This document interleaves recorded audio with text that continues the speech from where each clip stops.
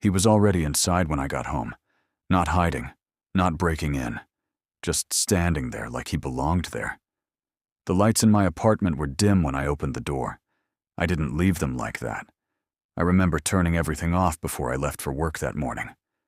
I'm careful about that kind of thing. But the living room lamp was on, low, flickering slightly like it had been left on for too long. I froze in the doorway. My keys were still in my hand. Everything looked slightly off. Not messy, not broken into, just occupied, like someone had been living there while I was gone. I stepped inside slowly. Every sound felt too loud. My shoes on the floor, the soft click of the door behind me. That's when I noticed something else. The air smelled different. Not bad. Not good. Just warm. Like someone had been breathing inside the space for a long time. Then I saw him, standing in the corner of the living room, still, not pretending to hide, not reacting, just there. He was tall, too tall for the space. His proportions didn't feel right, like his arms and legs were slightly too long, hanging in a way that didn't match a normal body. He wore dark clothes, but they didn't sit right on him, like they were chosen to blend in, but failing. And his face. There wasn't one. Not a mask, not fabric. Just smooth, featureless darkness where his face should have been. Not empty in a supernatural way. Empty in a wrong human way. Like something trying to remember how a face is supposed to look. And failing. He didn't move when I stepped in. Didn't even react.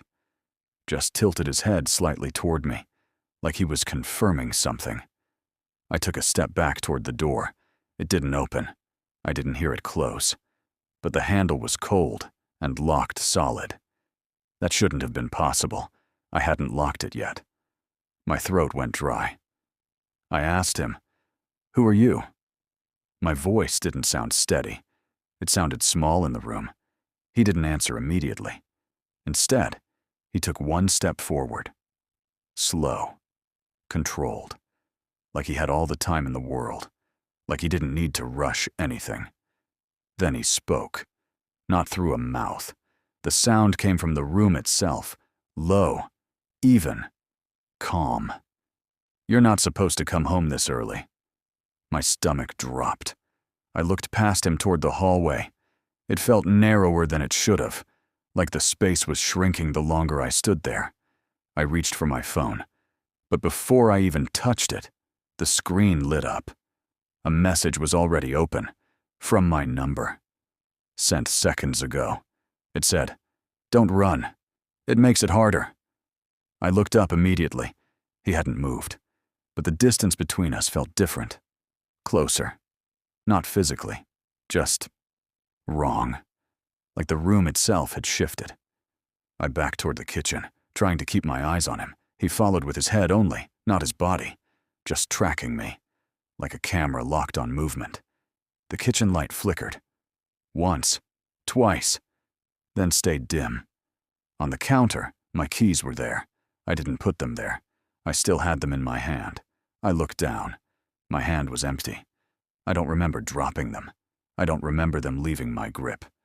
But they were there. Perfectly placed. Like they had been arranged. Behind me, he spoke again.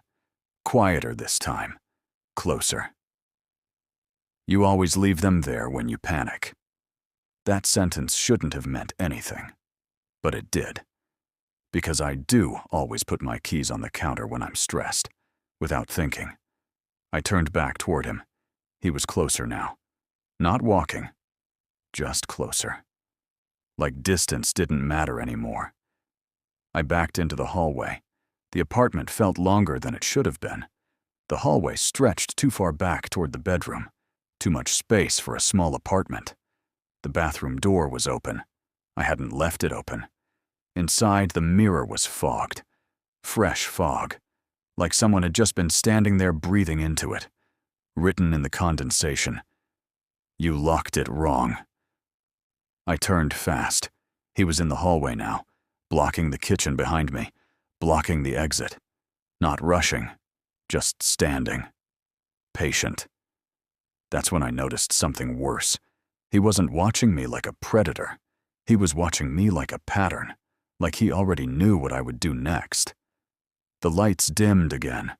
For half a second, everything went nearly black. When they came back, he was closer again. I backed into the bedroom, door slamming behind me automatically. I didn't touch it. It just closed. My breathing was too loud. The room felt smaller than before. Every sound felt contained. Like the apartment had become sealed. I checked the window. Locked. No way out. Then the bedroom light turned off. Not flickered. Not dimmed. Just off. And in the dark, I heard him again. Right outside the door. Calm. Patient. You're almost at the part where you stop trying. Something tapped the door. Once. Slow. Deliberate. Then,